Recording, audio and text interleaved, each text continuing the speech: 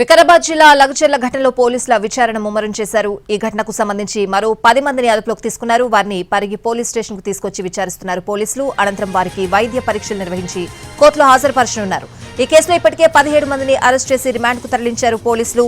పరారీలో ఉన్న వారి కోసం ప్రత్యేక బృందాలతో గాలిస్తున్నారు.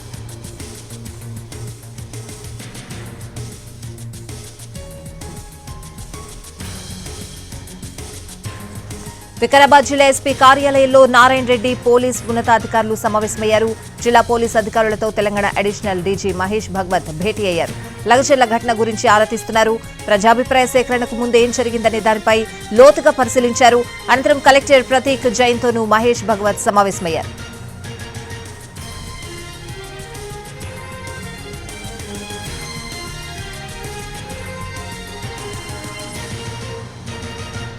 వికారాబాద్ జిల్లా లగచర్ల ఘటనలో పోలీసులు విచారణ ముమ్మరం చేశారు. ఈ ఘటనకు సంబంధించి మరో 10 మందిని అదుపులోకి తీసుకున్నారు పోలీసులు. వారిని పరిగి పోలీస్ స్టేషన్ కు తీసుకొచ్చి విచారిస్తున్నారు. ఇదే అంశానికి సంబంధించిన పూర్తి అప్డేట్స్ అడిగి తెలుసుకుందాం. మా crime input editor Ramesh Vaitla phone line లో ఉన్నారు. రమేష్, లగచర్ల ఘటనకు సంబంధించి పోలీసుల దర్యాప్తు ముమ్మరమైంది. ఇప్పటివరకు పరారులో ఉన్న వారి కోసం గాలింపు చర్యలు చేపట్టడం జరిగింది. అయితే మొత్తంగా 4 బృందాలు కలిసి ఎవరైతే పరారులో ఉన్నారో వాళ్ళందరినీ ఇప్పటికీ అరెస్ట్ చేసేందుకు ప్రయత్నాలు చేస్తున్నారు. అయితే మొదటి రోజు అంటే ఘటన జరిగిన మరుసటి రోజు 20 మందిని అధికారులు అరెస్ట్ చేయడం జరిగింది. ఆ తర్వాత ఇంకా పరారులో ఉన్న వాళ్ళ కోసం 4 బృందాలు ఏర్పాటు చేసి వాళ్ళ కోసం గాలింపు చర్య చేశారు. అయితే ఇప్పుడు 10 మందిని కూడా అదుపులో తీసుకోవడం జరిగింది.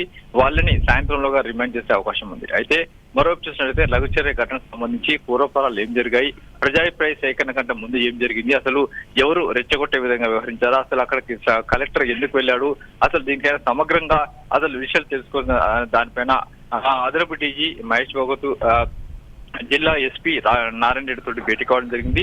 పూర్తి వివరాలు తెలుసుకుంటారు. అయితే ఘటనకు ముందు, ఘటన తర్వాత కలెక్టర్ అక్కడికి వెళ్ళడానికి ముందు ఏం జరిగింది, ప్రజాభిప్రాయానికి ఆహ్వానించిన వారెవరు, అక్కడికి వెళ్ళడానికి ప్రభుత్వం ఏర్పాటు చేసిందా, లేకుంటే ఎవరైనా చెప్తే వెళ్ళారా, లేకుంటే అక్కడ ఉన్న సిచ్యువేషన్ ముందు అంచనా వేస్తారా లేదా అన్న విషయం కూడా తెలుసుకునేందుకు జిల్లా ఎస్పీ తోటి అదనపు డీజీ మహేష్ భగవత్ భేటీ అయ్యారు.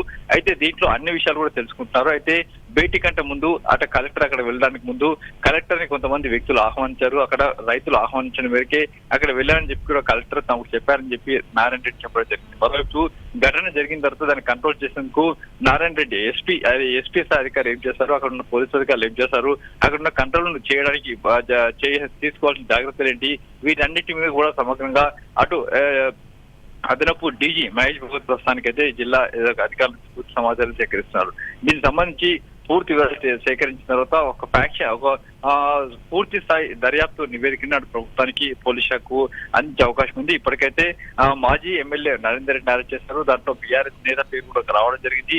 ఇంకా చాలా మంది పేర్లు కూడా వస్తున్నాయి. ప్రస్తుతానికి ఇలా కీలకంగా ఉన్న సురేష్ ప్రస్తుతానికి పరారులో ఉన్నాడు. అతను కూడా పట్టుకునేందుకు ప్రయత్నాలు కొనసాగుతున్నాయని చెప్పి అధికారులు చెప్తున్నారు. Right Ramesh, thanks for the updates.